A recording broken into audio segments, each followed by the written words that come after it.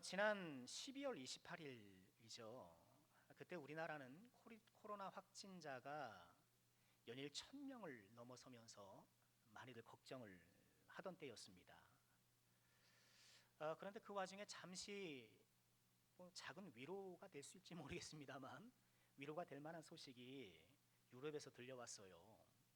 그 잉글랜드 프로축구에서 활약하고 있는 손흥민 선수가 피파 올해의 푸스카스 상을 수상했다라는 내용이에요. 이 푸스카스 상이라는 것이 한 해 동안 전 세계에서 열린 축구 경기 중에 가장 아름다운 골, 가장 멋진 골이 무엇이냐 그거 심사해가지고 이게 순위를 매기는데 손흥민 선수의 골이 1등을 했다는 거예요. 자기 진영에서 공을 딱 잡았는데 그러나 주위에 패스할 곳이 순간 없었던 거예요. 그러니까 상대 선수들이 에워싸고 또 잠시 머뭇거리던 손흥민이 또 빠른 스피드를 앞세워서 그 포위망을 뚫고 막 질주하잖아요. 그리고 마침내 골까지 성공시킵니다. 우리 대한민국에 저런 수준의 선수가 나왔다라는 게 참 대단한 것 같아요.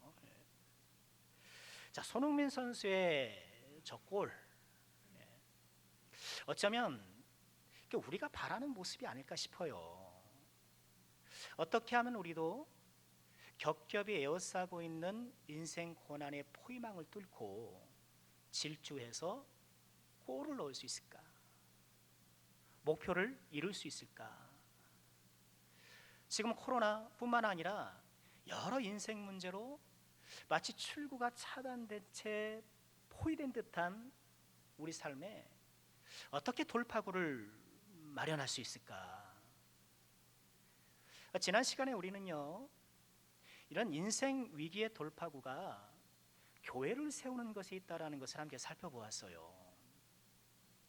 아니, 인생 고난과 교회가 도대체 무슨 상관입니까? 어디서 우리가 그것을 배우나요? 예수님에게서. 지금 우리보다 훨씬 더 암울했던 2000년 전 유대 땅, 수백 년간 식민 지배로 사람들 마음속에 패배의식이 잔뜩 있었고요. 또 경제 상황은 피폐해질 대로 피폐했습니다.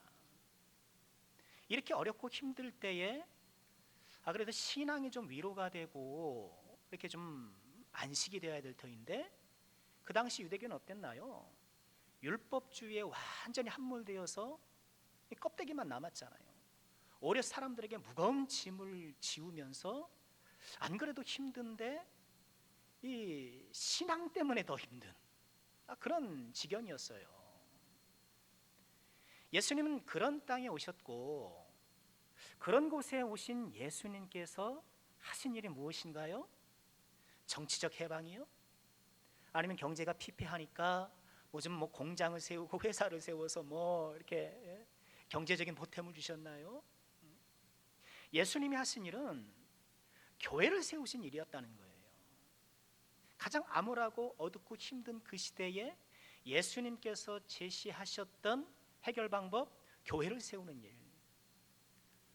우리가 이런 예수님의 본보기를 따라 지금 우리를 에워싸고 있는 이런 모든 어렵고 힘든 상황을 우리가 어떻게 돌파해 나갈 것인가? 우리도 예수님의 본보기를 따라서 교회를 바로 세움을 통하여서, 여러분, 교회를 세운다는 것은 오해하지 마세요. 우리는 그런 생각이 가득 차 있어요. 교회 세우면 눈에 보이는 조직, 무슨 예산, 무슨 행사, 이런 게 교회를 잘 세우는 거라고 생각을 하는데 그것은 부차, 2차, 3차, 5차적인 얘기예요. 교회를 세우는 것은 신앙 고백의 터를 바로 세우는 것. 오늘 장로님께서도 그 기도를 해주셨는데 우리가 지난주일에 살펴봤던 신앙 고백의 터가 뭔가요? 예수님은 나의 주님이시다. 또 예수는 그리스도시다. 예수는 하나님의 아들이다. 주는 그리스도시요 살아계신 하나님의 아들이라고 고백한 그 베드로의 신앙 고백의 그 터전, 그것을 나의 신앙 고백으로 삼고 신앙 고백적인 삶을 사는 것이 교회를 바로 세우는 일이라는 거예요. 우리 이것을 놓치면 안 돼요. 그래서 우리는 지난 시간에 이런 신앙 고백 터전을 다시 한번 새롭게 갈고 닦자. 이건 계속해서 해나갈 일이거든요. 새롭게 또 재점검하면서 신앙 고백의 터전을 갈고 닦을 것을 다짐해 보았는데, 자, 오늘 우리 말씀은요, 이런 신앙 고백의 터전 위에 그럼 교회를 어떻게 더 좀 구체적으로 세워 올릴 수 있을까? 보다 좀 구체적인 실천적인 방법을 함께 살펴보려고 해요. 자, 우리는 어떻게 교회를 바로 세우기 위해 신앙 고백 터전 위에 무엇을 할 것인가? 자, 함께 좀 말씀 속으로 들어가 볼까요? 자, 오늘 시편 27편 우리가 함께 읽었는데요. 시편 27편을 보면 뭔가 큰 인생의 위기를 겪고 있는 한 사람을 보게 돼요. 다윗의 시인데요. 자, 1절을 볼까요? 여호와는 나의 빛이요 나의 구원이시니 내가 누구를 두려워하리요? 여호와는 내 생명의 능력이시니 내가 누구를 무서워하리요? 다윗이 이렇게 기도해요. 내가 누구를 두려워하리요? 내가 누구를 무서워하리요? 이 말씀만 보면 야, 다윗 담대하다, 다윗 용감하다, 그렇게 생각할 수 있습니다만, 그러나 잠시 생각해 보면 어떤가요? 지금 이렇게 다윗이 노래하고 있는 것은 두려워하기 때문이에요. 무서워하기 때문이에요. 두려움과 무서움을 느끼지 못해서가 아니라 두려움과 무서움이 지금 마음속에 일어나는 것을 믿음으로 이겨내고 있는 중인 거예요. 자, 그러면 무엇 때문에 이렇게 두려움과 무서움을 막 이겨내려고 하는 이런 영적 싸움을 싸우게 될까요? 2절과 3절에 그를 두렵게 하고 무섭게 하는 요소들이 등장하는데, 2절에 이렇게 말씀하죠. 악인들이 내 살을 먹으려고 내게로 왔으나 나의 대적들, 나의 원수들은 그들은 실족해 넘어졌도다. 악인들이 등장하고 대적들이 등장하고 원수들이 등장해요.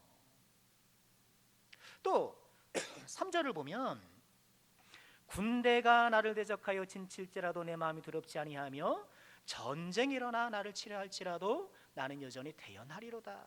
이 군대 전쟁.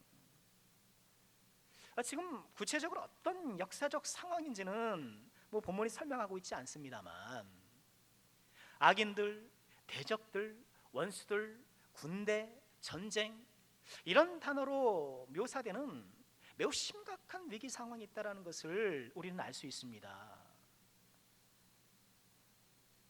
단지 이 위기는 다윗 개인의 위기뿐만이 아니라 전쟁, 군대 이런 얘기를 통해 보니까 좀 국가적이고 민족적인 그런 위기일 수도 있는 것 같아요.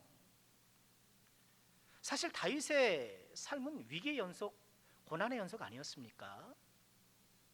10대의 젊은 나이에 골리앗을 물리치고 이스라엘의 스타, 그렇죠? 영웅으로 등장합니다.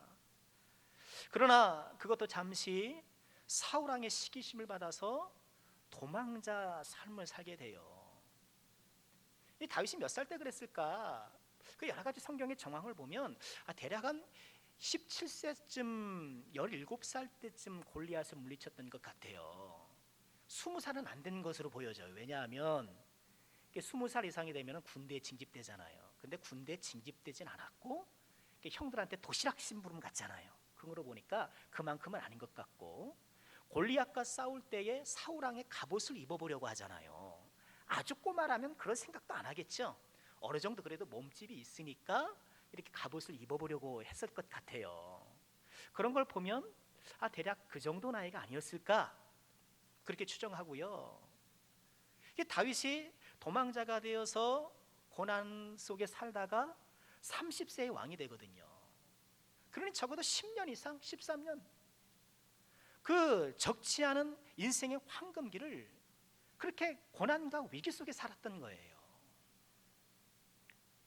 자, 이처럼 이 다윗이 위기와 고난 속에 빠져 있을 때에 오늘 그것을 어떻게 헤쳐나가고 있는가? 자, 먼저 이런 위기와 고난 속에서 다윗이 무엇을 했는가? 1절 말씀을 다시 한번 보실까요? 여호와는 나의 빛이요 나의 구원이시니 내가 누구를 두려워하리요? 여호와는 내 생명의 능력이시니 내가 누구를 무서워하리요? 이렇게 기도하면서 여호와는 나의 빛이십니다. 나의 구원이십니다. 내 생명의 능력이십니다. 이렇게 기도하면서 빛 대신 주께서 나를 구원하시고 내 생명을 지켜주시기를 이렇게 기도하고 있는 거예요. 여호와를 빛과 구원과 생명의 능력으로 은유하면서 의지하기 시작하는데, 이 다윗이 가장 먼저 하나님 앞에 기도한 게 뭐예요? 빛이신 하나님, 하나님은 나의 빛이십니다. 여호와는 나의 빛이라고 이렇게 고백한 거예요. 그 왜 빛을 먼저 떠올리고 여호와께서 빛이 되어 주시기를 이렇게 기도하고 있는 걸까요? 그것은 다윗이 현재 하나님을 부르고 있는 이 상황이 어두움이라는 것을 스스로 인식하고 있다는 것을 보여줘요. 그냥 깜깜하거든요. 어둡거든요. 그러니 하나님께서 찾아오실 때 특별히 어떻게 해요? 빛 대신 하나님으로 나에게 찾아오시기를 기도하고 있는 거예요. 인생 고난은 우리를 어둡게 하지요. 갑작스럽게 인생 고난을 직면하게 되면 질병이 또는 사고가, 어쩌다 보니까 경제적 위기가 이런 거 찾아오면 흔히 눈앞이 캄캄하다 그렇게 얘기를 하잖아요. 눈앞이 캄캄하다. 캄캄한 거예요. 인생 고난은 우리의 심령을 어둠 속으로 밀어넣고요. 그래서 고난이 우리에게 임하고 그것이 지속되면 마음도 생각도 어두워지기 쉬워요. 자꾸 내 뜻대로 안 되고 하찮게 풀리지 않으면 매사에 부정적이기가 쉽잖아요. 또 안 될 거야, 안 될 거야 이러기가 쉽고요. 또 마음과 생각이 어두워지면 남 탓하기가 쉽더라고요. 부모 잘못 만나서, 남편 때문에, 아내 때문에, 그때 그 친구 때문에, 저 인간 때문에 남 탓하기가 쉽고, 이런 남 탓의 경향이 사람들에게 두드러진 특징인 것 같아요. 가만 보면 큰 사고가 일어나면 희생양을 찾아요. 희생양을. 코로나도 그렇지 않습니까? 코로나가 중국에서 딱 발생하니까 어떻게 일제 지금 굴고 막 공격하잖아요. 예? 특별히 우한. 그러니까 어떤 언론 보니까 끝까지 우한 코로나. 세계보건기구에서 그렇게 하지 말자 그랬거든요. 그럼에도 불구하고 우한이라는 딱지를 딱 붙여가지고 지금 코로나 때문에 고생하고 지금 힘든 모든 것이 다 그것 때문이야. 그렇게 다 화살을 돌리고 사람들의 원망과 분노를 거기에 쏟도록 유도하는 것이거든요. 그러니까 희생양을 찾아요. 남 탓하기 쉬워요. 마음과 생각이 어두워지면. 또 마음과 생각이 어두워지면 자기 탓하기도 쉬워요. 나 죄 때문에, 죄 때문에. 그래서 믿는 사람들은 또 그게 문제예요. 인생 고난이 찾아오면 내가 지은 죄가 많아서. 근데 가만 보면 그렇게 말하는 분들이 정말 그렇게 인정하는 것 같지는 않더라고요. 말은 그렇게 하는데 정말 죄가 많다라면 그렇게 안 할 것 같아요. 막 지도원 가가지고 눈물 회개해야지. 근데 심각하게 그렇게 생각하는 경우도 있죠. 자기 죄 때문이라고 생각하는 거예요. 여러분, 그것도 잘못이에요. 하나님은 우리가 하나님 앞에 진실하게 회개한 죄들을 다 용서해 주세요. 믿으시죠? 용서해 주시고 잊어 주세요. 이사야 43장 25절에 보면 나 곧 나는 나를 위하여 내 허물을 도말하는 자니 내 죄를 기억하지 아니하리라. 하나님 다 잊어버리셨는데 나는 자꾸 이게 과거에 내가 잘못된 것 때문에 얽매여서 영혼의 족쇄를 스스로 채워가면서 하나님이 섭섭해하세요. 자기 피, 아들 피로 이렇게 다 구원해 주시고 용서해 주셨는데 그냥 끙끙끙끙거리면서 하나님의 용서를 받아줄 줄 모르니 하나님 섭섭하시는 거죠. 또 마음과 생각이 어두워지면 결정적으로 판단력이 흐려지기 쉬워요. 하나님은 우리가 시험 당할 때에 피할 길을 주시잖아요. 피할 길이 있어요. 그런데 길이 없어서 발견하지 못하는 것이 아니라 마음과 생각이 어두워지기 때문에 있는 길을 못 보는 거예요. 여러분, 그런 경우가 왕왕 있지 않습니까? 그래서 나중에 생각해 보면 내가 그때 그걸 몰랐지? 내가 그때 그렇게 했어야 되는데 하면서 고난의 그 상황 가운데는 미처 몰랐던 것들을 이렇게 뚝 떨어져서 객관적으로 보게 되니까 그때 그 방법이 있었네, 뒤늦게 깨닫게 되는 거예요. 마음과 생각이 어두워지니 피할 길이 있음에도 불구하고 못 알아차는 경우가 있다라는 거예요. 지금 인생의 위기와 고난 가운데에 다윗이 빛 대신 여호와를 바라보며 여호와는 나의 빛입니다 라고 고백하는 것, 이런 의미가 있지 않나 싶어요. 그래서 우리는 어떻게 해야 돼요? 인생 고난이 나에게 찾아올 때에 마음과 생각이 어두워지지 않도록 빛 대신 하나님을 바라봐야 돼요. 빛 대신 예수님을 바라봐야 돼요. 이 빌립보서 4장 6절 7절 우리가 암송하는 말씀 아닙니까?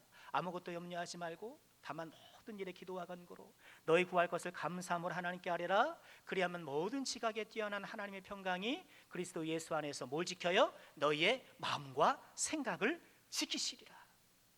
인생 고난이 우리를 어둠으로 밀어넣고 우리의 마음과 생각을 깜깜한 가운데에 가둬놓을 때에 빛 대신 하나님을 바라보면서 그 빛 대신 하나님께서 내 마음과 생각을 지켜주시길 기도하면서 우리가 그 어려움을 이겨나가야 하는 것이죠. 자, 다윗이 이처럼 위기와 고난 가운데 빛 대신 하나님을 바라보면서 이 고난의 어둠이 물러가기를 소망하고 있는데, 그런데요, 다윗이 가장 원하는 소원은 따로 있어요. 4절 말씀입니다. 우리 함께 읽어볼까요? 내가 여호와께 바라는 한 가지 일, 그것을 구하리니 곧 내가 내 평생에 여호와의 집에 살면서 여호와의 아름다움을 바라보며 그의 성전에서 사모하는 그것이라. 악인들, 대적들, 원수들, 군대, 전쟁, 이런 것들이 지금 나를 포위하고 에워싸고 있어서 하나님의 그 은총의 빛, 이 모든 어둠을 물리쳐줄 그 은혜의 빛을 기도하기도 하지만, 그러나 진정 이 다윗이 바라고 소망했던 것들은 따로 있었는데, 그게 뭐예요? 내 평생에 여호와의 집에 살면서 그 성전에서 주를 사랑하는 것. 여러분, 이것은 하나님께 예배하는 삶을 사는 거예요. 이걸 소망하고 있는 거예요. 위기와 고난의 한복판에서 이 다윗이 품고 있던 한 가지 소원, 여호와의 집에서 하나님의 성전에서 하나님의 아름다움을 바라보고 사랑하며 예배의 삶을 사는 것. 주님, 저는 예배자가 되고 싶습니다. 이런 갖가지 고난이 나를 지금 애워싸고 포위하고 있지만, 그래서 하나님의 은혜의 담비가 빛이 필요한 것도 사실이지만, 그러나 저는 한 가지 소원이 있습니다. 가장 중요한 소원이 있습니다. 제가 예배자가 되게 해주세요.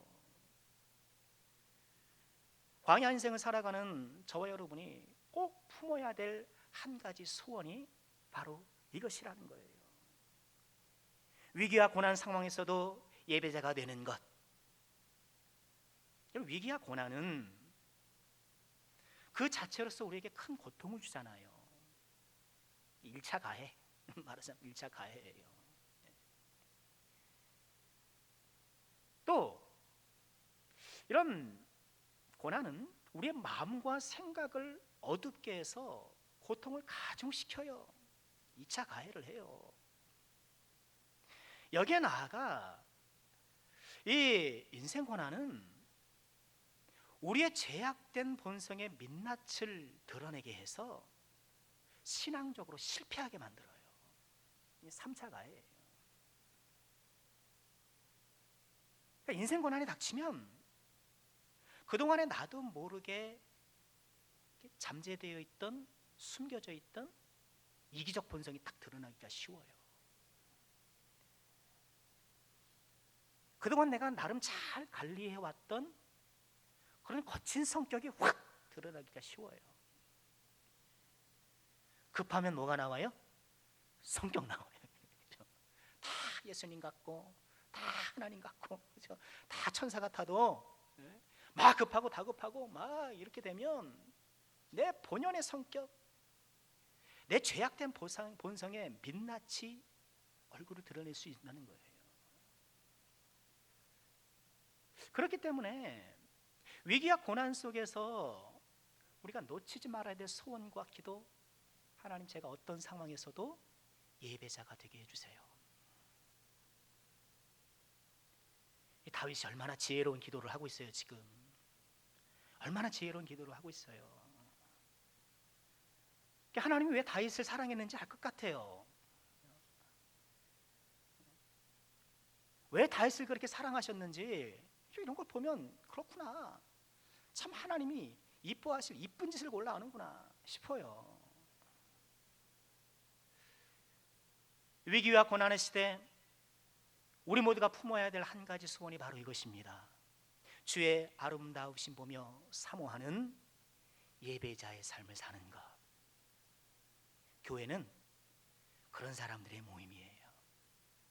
그리고 어떤 상황 속에서도 예배자가 되기를 원하는 그 사람들이 바로 교회인 거예요. 참 예배자가 된다는 건 뭘까요? 우선은 우리 지금 이렇게 하나님께 드려드리는 이 주일 예배를 하나님께 잘 드려야 돼요. 공예배를 잘 드려야 돼요. 오늘 온라인 예배로 드리고 있는데 좀 걱정돼요. 좀 하나님께서 제가 뭐 가볼 수가 없잖아요, 그죠? 좀 하나님께서 받으실 만한 그런 몸과 마음과 태도로 드리고 있는가 좀 걱정됩니다. 혹시 잠바람에 옆에 커피 한 잔 딱 두고 홀짝홀짝 하면서 예배 보고 계시는 건 아니겠죠? TV 시청하도 소파에 누워서 지금 설교를 시청하고 계시는 분 없으리라 봅니다. 이 온라인 예배가 지금 이 시국에 하나님께서 주신 선물 같아요. 그죠? 이마저도 없다고 생각해 보세요. 이마저도 없으면 참 예배 드리기도 힘들고 그랬을 텐데 온라인 예배가 그래도 이 시국에 우리에게 좋은 도구가 되는 것은 사실인데 자칫 온라인 예배가 게으름과 나태의 도구가 될 수도 있다는 것을 우린 주의해야 해요. 교회 나와 예배하듯 우리 가정에 계신 분들 교회 나와 예배하듯 단정한 옷차림과 그런 바른 자세로 예배를 드리시기를 좀 부탁드릴게요. 또 마음과 정성을 다해서 또 집중해서 하나님께서 받으실 만한 그런 예배를 우리가 드려야 해요. 좀 찬송도 좀 힘있게 부르시고, 그리고 혼자 이렇게 부르면은 좀 민감할 거예요. 내 노래 내가 들으니까 같이 다 부르면 이렇게 섞이니까 괜찮은데 내 노래가 내가 힘든데 그러면서 어려울 수가 있는데 그러나 하나님께서 노래 솜씨를 받으시는 것이 아니라 또 마음을 받으신 건 아니겠습니까? 찬송도 크게 하시고 하나님께서 기뻐 받으시는 그런 예배를 드려야 돼요. 그러나 우리가 다 아는 것처럼 주님께서 원하시는 것은 이런 의식적인 예배만이 아니잖아요. 소위 말하는 그런 공예배만이 아니잖아요. 요한복음 4장 23절에 어떻게 말씀하시나요? 아버지께 참되게 예배하는 자들은 영과 진리로 예배할 때가 오나니 곧 이때라 아버지께서는 자기에게 이렇게 예배하는 자들을 찾으시느니라. 예배 관련 설교할 때마다 늘 드리는 말씀이잖아요. 하나님은 예배를 찾으신 적이 없어요. 예배를 언제나 예배자를 찾으시지. 예배자를 찾으세요. 이제 현장과 온라인 이렇게 예배를 드리게 되다 보니까 뭐 논란들이 많이 있는 것 같아요. 그러나 온라인 예배가 더 맞느냐, 뭐 현장 예배가 맞느냐, 이거는 질문부터 잘못된 거예요. 그리심산도 아니고 예루살렘도 아니고 현장도 아니고 온라인도 아니고 하나님께서 가장 찾으시는 사람 누구예요? 영과 진리로 예배하는 사람을 찾으시는 것이지, 예배당에 있는 사람 찾는 것도 아니고 온라인 앞에 있는 사람 찾는 것도 아니고 예루살렘에 있는 사람 찾는 것도 아니고 그리심산에 있는 사람 찾는 것도 아니에요. 어떤 형편이 되든가 영과 진리로 하나님께 드리는 그런 예배자를 찾으시는 거예요. 그럼에도 불구하고 현장 예배가 주는 유익이 있다는 것을 제가 작년에 한번 설교했습니다. 여러분 그 유튜브 들어가셔서 한번 찾아보시길 바랍니다. 예배 시작하면서 올해 우리가 그 찬양을 하기 시작했잖아요. 나는 하나님을 예배하는 예배자입니다. 내가 서 있는 곳 어디서나 하나님을 예배합니다. 내가 서 있는 곳 어디서나 하나님을 예배합니다. 하나님이 찾으시는 예배자가 그런 예배자예요. 교회에서도, 가정에서도, 직장에서도 예배자. 즐거울 때도, 또 좀 슬플 때도, 좀 분노가 이럴 때도 예배자. 일이 잘 풀릴 때도, 또 잘 안 풀릴 때도, 또 아무 일도 없을 때에도, 평범한 일상 중에서도 하나님을 예배하는 예배자. 검은 머리가 팥뿌리가 될 때까지, 검은 머리가 팥뿌리가 될 때까지 예배자로 사는 사람. 여러분, 이 시대에 우리가 반드시 품어야 될 소원이 이거예요. 품어야 될 소원이 이거예요. 내가 서 있는 곳 어디서나 하나님을 예배하는 예배자. 여러분, 이 소원을 다시 한번 일으켜 세우시기를 주의 이름으로 축원합니다. 이 소원을 우리가 품어야 돼요. 이 소원을 우리가 간절히 원해야 돼요. 이 다윗의 일화를 볼까요? 잘 아시는 것처럼 사울이 막 다윗을 죽이려고 쫓아다니잖아요. 그런데 오히려 다윗이 사울을 죽일 기회가 두 번이나 있어요. 한 번은 이 동굴 속에 숨어 있는데 사울이 뭐하러 옵니까? 뒤를 보러 들어온 거예요. 이게 웬 턱이냐? 다윗의 부하들이 한 방입니다, 한 방. 저한테 맡겨주십시오. 다윗이 안 그래요. 또 한 번은 사울의 진영을 몰래 숨어 들어갔는데 이 사울을 지키는 군사들이 요즘 말로 기아 빠져가지고 기아 빠지고 다 자고 있는 거예요. 사울왕도. 지팡이가 물병 들고 나오는 것 아닙니까? 그때도 부하들이 그러잖아요. 하나님이 주신 기회입니다. 하나님 주신 기회입니다. 두 번 찌를 것도 없습니다. 제가 한 방에 보내겠습니다. 그 순간에 다윗이 정말 흔들리지 않았을까요? 첫 번째 하면 그렇다 치는데 비슷한 상황이 두 번이나 반복된단 말이에요. 야, 정말 하나님의 뜻일 수도 있잖아요. 이런 기회가, 흔치 않는 기회가 두 번씩 올 때에 야, 정말 하나님 주신 기회야. 그러니까 사울을 해하고 어때요? 신앙적으로 포장하기도 좋아요. 하나님은 우리 건네주셨어. 우리는 아무것도 안 하고 있었는데 들어왔어. 아무것도 안 하고 있는데 잠자고 있었어. 이거 다 하나님이 역사하신 거야 하면서 신앙으로 쫙 포장하기도 좋잖아요. 그런데 그 순간 다윗이 예배자가 되더라는 거예요. 예배자. 물론 다윗이 언제나 그렇게 잘했던 건 아니잖아요. 그렇죠? 막 곤두박질 친 적도 있어요. 처참하게 무너질 때도 있었어요. 그럼에도 불구하고 이 다윗이 하나님으로부터 내 마음에 맞는 사람이라고 인정받는 것이 여기 있지 않는가. 비록 넘어질 수 있고 실수할 수 있고 내가 소원하던 이 마음의 한 가지 소원을 미처 이루지 못하는 그런 실패하는 경우가 있을지라도 나는 하나님을 예배하는 예배자가 되고 싶습니다. 이런 한 가지 소원을 그래도 무너졌지만 다시 세워서 품고 쓰러졌지만 다시 일으켜서 품었던 이 한 가지 소원 때문에 하나님께서 그렇게 평가하신 것이 아닐까. 여러분, 2021년 우리가 어떤 다짐과 소원으로 시작하고 있습니까? 올 한 해 내가 바라는 것은 무엇입니까? 많은 소망들이 있으시죠? 가정이 이루어질 일들이 있고 또 내 신상에 좀 되어져야 될 일들이 있고 여러 우리가 소원하며 기도하는 것들이 있는데 우리가 놓칠 수 없고 외면할 수 없는 한 가지 소원 뭐예요? 하나님 앞에 예배자로 사는 것. 이 예배자의 소원. 다시 한번 이 소원을 굳건히 세우고 이 소원을 붙들고 살아가는 우리 모두가 꼭 될 수 있기를 주의 이름으로 축원드립니다.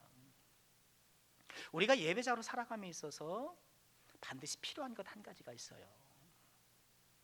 뭘까? 그것은 감사입니다. 감사예요. 예배자가 되되 우리는 감사의 예배자가 돼야 돼요. 사실 예배라는 것 자체가 감사 행위잖아요. 감사 없이 예배는 예배가 아니죠. 다양한 상황 속에서 우리가 맞닥뜨릴 여러 상황 속에서 하나님을 예배하는 자로 살아갈 수 있는 그 힘이 어디서 나오는가? 감사에서 나오는 거예요. 감사에서. 자, 예배자가 되고 싶습니다. 이렇게 하나님께서 이런 모든 어둠을 물리쳐줄 한 줄기 빛을 기도하면서도 나의 한 가지 소원, 예배자가 되기를 원합니다. 이렇게 기도한 후에 다윗이 또 어떻게 기도했는가? 5절 말씀 보실까요? 여호와께서 환난 날에 나를 그의 초막 속에 비밀히 지키시고 그의 장막 은밀한 곳에 나를 숨기시며 높은 바위 위에 두시리로다.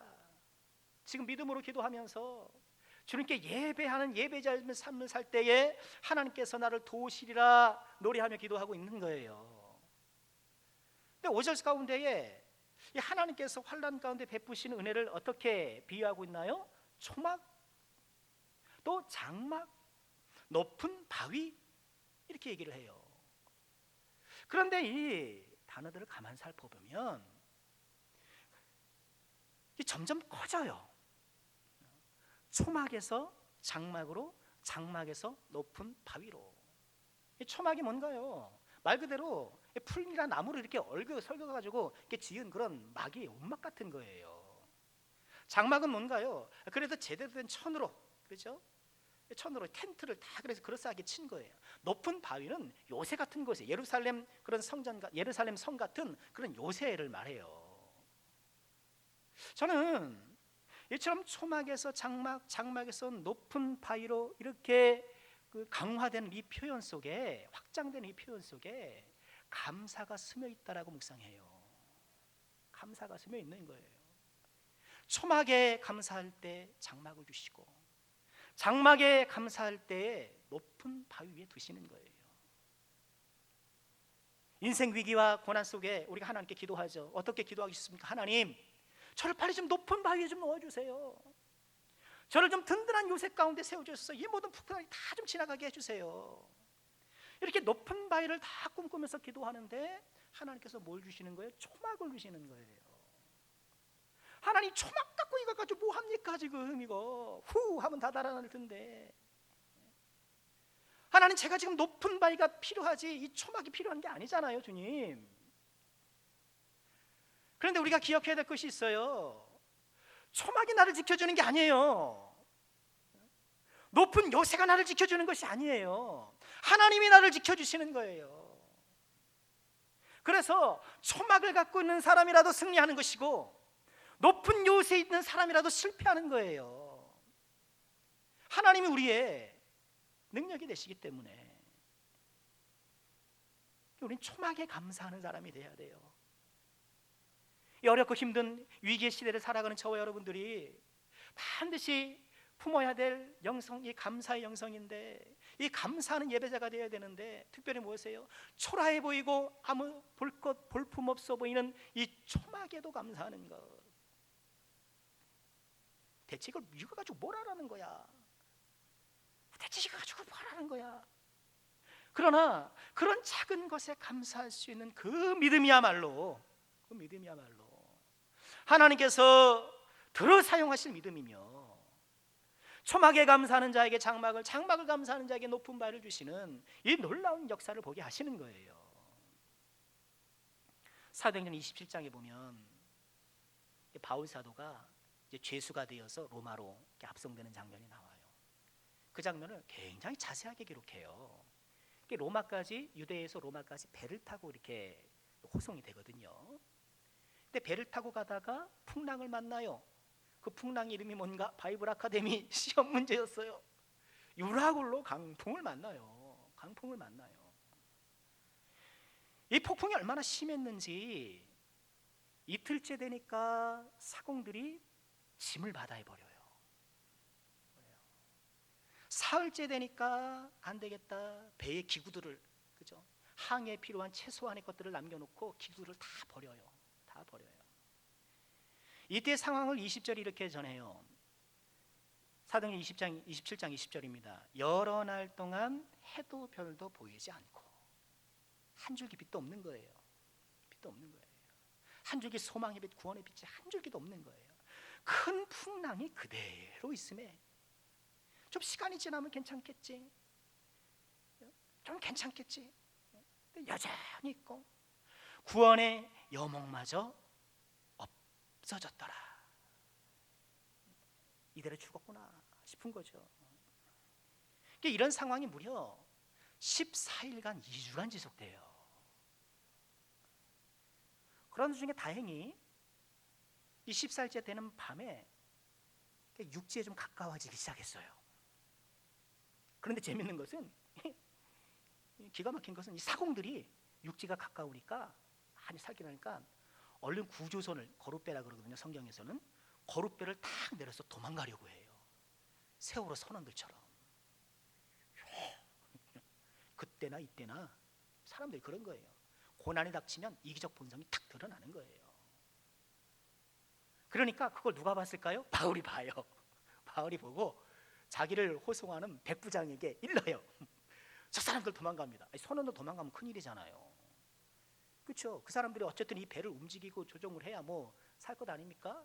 이 사람들 딱 도망가려고 하니까 바울 사도가 못 도망가게 백부장에게 해요.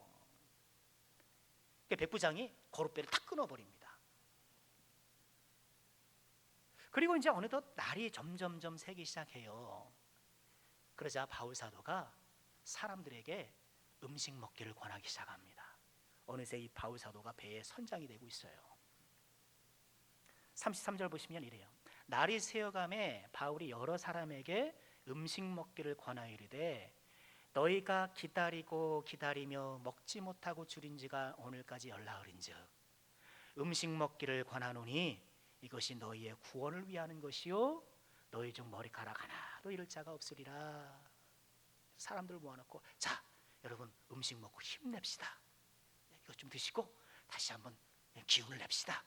사람들을 용기를 주는 거예요. 그리고선 어디서 구해왔는지 바울 사도가 떡을 가져와서 사람들에게 나눠주기 시작합니다. 배 어디까지 막 굴러다녔겠죠. 35절은 이렇게 전해요. 떡을 가져다가 모든 사람 앞에서 하나님께 축사하고 떼어 먹기를 시작했다. 그 순간 뭐예요? 하나님께 축사하고 하나님 앞에 감사하고 바울 사도가 이 감사를 놓치지 않는 거예요. 여러분 그 떡이 얼마나 됐겠습니까? 양이나 충분했겠습니까? 14일 동안 비바람에 모르치고 기구며 뭐며 다 버리고 판 게 어쩌다 보니 이렇게 어떻게 좀 굴러다니는 것 아니겠습니까? 아마 파도에 많이 젖어 있을지도 몰라요. 그런 형편없는 떡이라도 갚아놓고 하나님 앞에 감사하는 것. 풍랑 때문에 짐도 버렸어요. 기구도 버렸어요. 인생 위기를 닥쳐서 우리 인생이라는 배에서 위기를 닥치면 마지못해 좀 버려야 될 것들이 있잖아요. 돈도 벌어야 되지, 시간도 벌어야 되지, 건강도 벌어야 되지, 친구도 벌어야 되지. 다 잃어버릴 것 투성인데 내 인생의 배에 뭘 잃어버리면 안 된다는 거, 감사를 잃어버리면 안 된다는 거예요. 배의 짐을 버리고 기구도 버리고 소망도 버리고 다 버렸는데 이 배에 작은 것에 감사하는 감사가 남아 있었어요. 감사자가 남아 있었어요.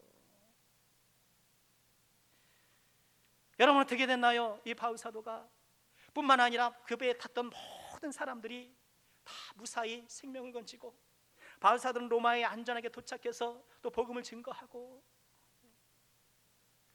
감사하는 것을 통하여서 인생 풍랑 가운데에도 그래서 내 배 안에 차여있던 모든 것들을 부득이 내가 버려야 되는 그런 상황 속에서도 감사를 꼭 붙잡고 이 물먹은 떡에도 감사하는 그 믿음을 우리 하나님께서 보셔서 은혜와 사랑으로 놀라운 역사로 인도해 주시는 것입니다. 오병이의 기적도 그렇잖아요. 보리떡 5개 물고기 2마리 갖고 예수님께서 뭐 하셨을까요? 하나님 앞에 감사하고 하나님께 축사하고 그랬더니 5,000명이 먹게 되는 거예요. 인생의 풍랑이 인생의 유라굴로가 우리에게 밀려올 때에 내 배에서 모든 것을 잃어버리더라도 모든 것을 내어 던지더라도 감사를 붙잡으시길 주의 이름으로 축원합니다. 감사를 남겨두시길 주의 이름으로 축원합니다. 하나님의 놀라운 은혜와 역사를 경험하시게 될 것입니다. 말씀 마치겠습니다. 위기와 고난의 시대에 우리는 신앙 고백의 터 위에 교회를 세움을 통하여서 이런 신앙적 방법으로 이것을 이겨내기를 생각하고 있습니다. 교회를 세울 때에 우리가 잊지 말아야 될 것 한 가지 소원, 예배자가 되는 것. 내가 서 있는 곳 어디서나 하나님을 예배하는 예배자가 되는 것, 이 거룩한 소원을 품으시기를 주의 이름으로 축원합니다. 예배자가 되시되 감사의 예배자가 꼭 되시길 바랍니다. 이 거룩한 소원을 듣고 역사하실 하나님을 만나게 되실 것입니다. 이 귀한 은혜가 모든 죄종들에게 꼭 함께 하시기를 주의 이름으로 축원합니다.